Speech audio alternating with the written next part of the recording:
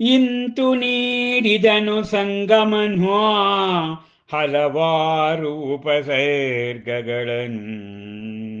6 ತಿಂಗಳವರೆಗೆ ಆ ಮಹಾವೀರನಿಗೆ ಅಲ್ಲದೆ ಪರೀಕ್ಷಿಸಿ ಅವನ ಚಿತ್ತವೃತ್ತಿಯನ್ನು ತನ್ನ ಅವಧಿ ಜ್ಞಾನದಿಂದ ಅರಿತನವನ ನಿಶ್ಚಲತೆಯನ್ನು ಚೆನ್ನಾಗಿ.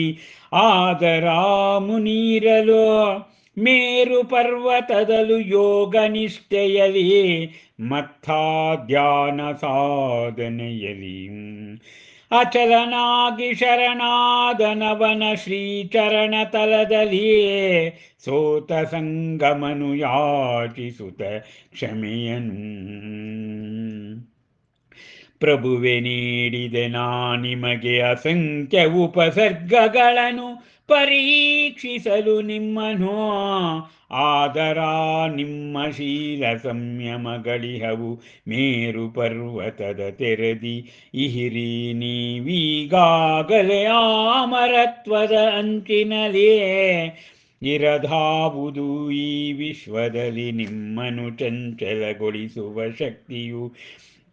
ಸತ್ಯ ಪ್ರತಿಜ್ಞರು ಮತ್ತ ಉಪಸರ್ಗ ವಿಜಯಿಗಳಾಗಿರಲು ನೀವು.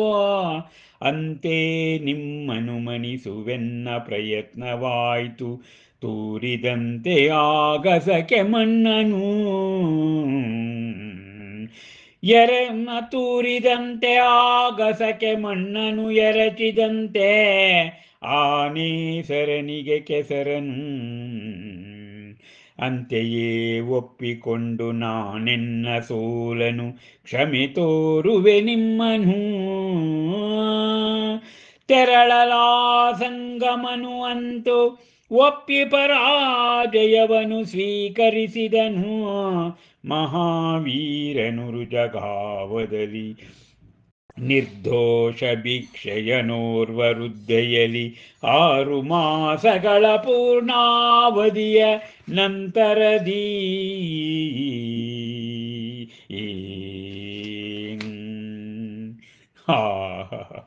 ಎಂತಹ ಮನೋಜ್ಞ ಭಕ್ತಿ ರಸದ ವರ್ಣನೆ ಇಲ್ಲಿ ಬರುತ್ತಿದೆ. ಶ್ರೀ ಕೇವಲ ಜ್ಞಾನ ಕಲ್ಯಾಣ ಸಂಪುಟ ಮಹಾವೀರ ಮಹಾದರ್ಶನದಲ್ಲಿ ಡಾಕ್ಟರ್ ಲತಾ ರಾಜಶೇಖರ್ ಅವರು ಅತ್ಯಂತ ಸುಪೋಜ್ಞತೆಯಿಂದ ವರ್ಣಿಸ್ತಾ ಇದ್ದಾರೆ. ಅಬ್ಬಾ, ಆ ಸಂಗಮ ತನ್ನ ಪರಾಜಯವನ್ನು ಒಪ್ತಾ ಇಲ್ಲ. ಬೇವು ಹೇಗೆ ಕಹಿಯನ್ನು ಬಿಡೋದಿಲ್ವೋ ಎಷ್ಟೇ ತೊಳೆದ್ರು ಹಾಗೇನೆ. ಅಲ್ಲಿ ವೃಜಾ ಎಂಬತಕ್ಕಂಥ ಗ್ರಾಮದಲ್ಲಿ ಉತ್ಸವವಿದೆ. ನೈವೇದ್ಯಕ್ಕಾಗಿ ಎಲ್ಲರೂ ಕೂಡ ಕ್ಷೀರಾನ್ನವನ್ನು ತಯಾರು ಮಾಡಿದಾರಂತೆ. ಅಲ್ಲಿಗೆ ಮಹಾವೀರ ಮುನಿ ಬರ್ತಾನೆ. ಹೇಗೆ ಹಗಲನ್ನು ಹಿಂಬಾಲಿಸಿ ಇರುಳು ಬರುತ್ತೋ ಅದೇ ರೀತಿ ಇವನನ್ನು ಹಿಂಬಾಲಿಸಿಕೊಂಡು ಬರ್ತಾನೆ.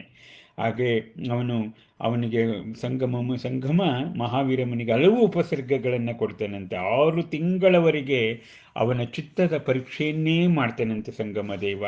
ಕೊನೆಗೆ ಅವನಿಗೆ ಗೊತ್ತಾಯ್ತು ಅವಧಿಜ್ಞಾನದಿಂದ, ಇವನು ನಿಶ್ಚಲ, ಆದ್ದರಿಂದ ಇವನು ಮೇರು ಪರ್ವತದ ಹಾಗೆ ಇದ್ದಾನೆ, ಮಂದಾರ ಪರ್ವತದ ಹಾಗಿದ್ದಾನೆ ಯೋಗ ಮತ್ತು ಧ್ಯಾನ ಸಾಧನೆಯಲ್ಲಿ ಅಂಥೇಳಿ ಅವನಿಗೆ ಶರಣಾಗಿ ಅವನ ಶ್ರೀಪಾದ ಕಮಲದಲ್ಲಿ ಸಂಗಮ ಕ್ಷಮೆಯನ್ನು ಯಾಚಿಸ್ತಾನಂತೆ. ಪ್ರಭುವೇ, ನಾನು ನಿನಗೆ ಅನೇಕ ಅಸಂಖ್ಯ ಉಪಸರ್ಗಗಳನ್ನು ನಿನಗೆ ಪರೀಕ್ಷೆಯನ್ನು ಮಾಡಲಿಕ್ಕೋಸ್ಕರ ಕೊಟ್ಟೆ.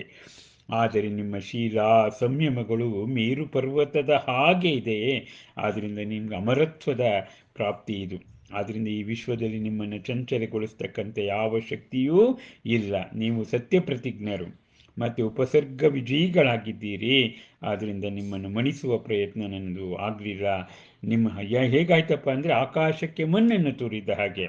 ಇನ್ನೂ ಹೇಳಬೇಕು ಅಂದರೆ ಆ ನೇಸರನಿಗೆ ಸೂರ್ಯನಿಗೆ ಕೆಸರನ್ನು ಎರಚಿದ ಹಾಗೆ. ಅದು ಎರಡು ಆಗದೇ ಇರತಕ್ಕಂಥ ಮಾತು. ಆ ರೀತಿ ನಾನು ಮಾಡಲಿಕ್ಕೆ ಹೋದೆ, ನಾನು ಸೋತಿದ್ದೇನೆ, ಕ್ಷಮೆಯನ್ನೇ ಯಾಚಿಸ್ತೀನಿ ಅಂಥೇಳಿ ಸಂಗಮ ದೇವ ಹೇಳ್ತಾನೆ.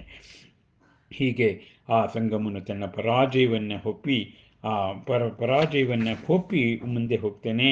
ಆ ಮಹಾವೀರ ರುಜಗಾವದಲ್ಲಿ ನಿರ್ದೋಷ ಭಿಕ್ಷೆಯನ್ನು ತೆಗೆದುಕೊಂಡು ವೃದ್ಧೆಯ ಬಳಿ 6 ಮಾಸಗಳ ತನಕ ಉಪವಾಸವನ್ನು ಮಾಡ್ತಾರೆ ಎಂಬುದಿಗೆ 18ನೇ ಸೋಪಾನ ಮುಕ್ತಾಯವಾಗ್ತದೆ.